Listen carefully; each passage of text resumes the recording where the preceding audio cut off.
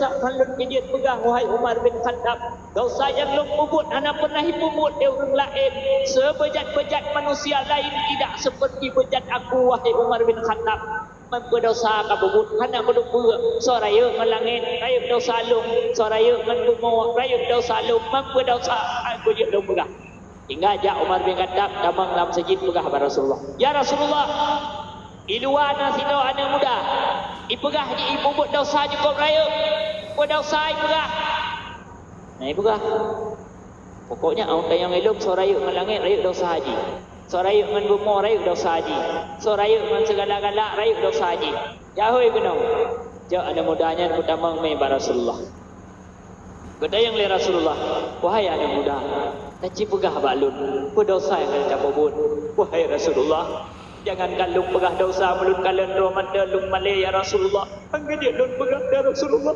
Berdosa yang kalian lun pubut lalu dia pegah lun malay dan dengan ya Rasulullah. Hai anak muda yang hangga pegah ki bancara lun bertaubat kah? Ki pegah. Angga dia pegah. Don mi lun pegah bibit bunge ni ya Rasulullah. Lun kan urung bunge. Han bunge. Han bunge ki pegah. Tapi baik ini dengan legak dua dia jut. Saya lah, pegah tu, wahai Rasulullah, yang baik bunga-bunga ini hana bunga, lon kan, lon, halung dia pegah ya Rasulullah, kan pegah haju, halung kejut, lon lon kali lon Medina, ngan seorang Medina, ngan main, bunga Rasulullah. Padahal ke pegah bunuh hai bunga, tapi bunga Rasulullah, ukrun, kebit. Anjir dengar. Anjir dengar. Tak mi pegah Medina ngau rudep nampak dami bercunyung mayat penjara dami. Kemudian itu biat ulua diklik dan luar biasa. Hingga gedrut malaikat Jibril kepegah bak Rasulullah. Wahai Muhammad Rasulullah, salim Allah kata bahawa anak muda yang bunuh luar yang kagak terima taubat dari Allah Ta'ala.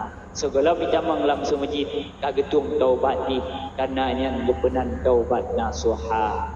Kami yang menan hai Muhammad tak panggil kelai anak mudanya tak hei udalang tak semanau tak pusuk bajai lain tajid ke sahabat kata pajan saja kata sembahyang jamaah selalu tak ajak anak mudanya urang kajro urang kagak pemaaf oleh Allah kagak ampun daripada segala dosa pemudanya kajit ku urang yang taubat daripada dosa sama dengan urang hanali dosa hingga necak li Rasulullah semana lagi perintah malaikat kemudian dia ajak tiap subuh tiap jamaah sembahyang bersama Rasulullah. Maka bak suatu subuh terjadilah apa yang terjadi yang tak diinginkan oleh seorang manusia pun, yaitu urang ya sahabat Rasulullah yang meninggal dunia.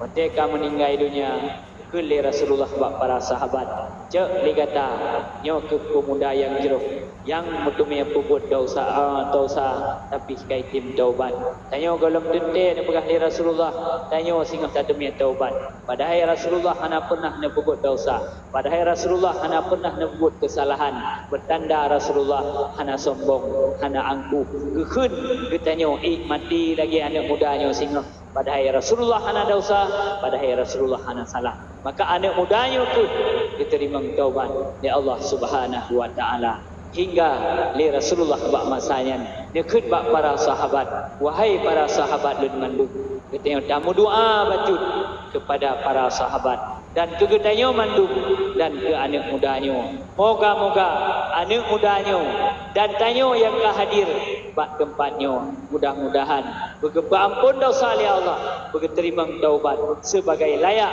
diterima taubat anak mudanya.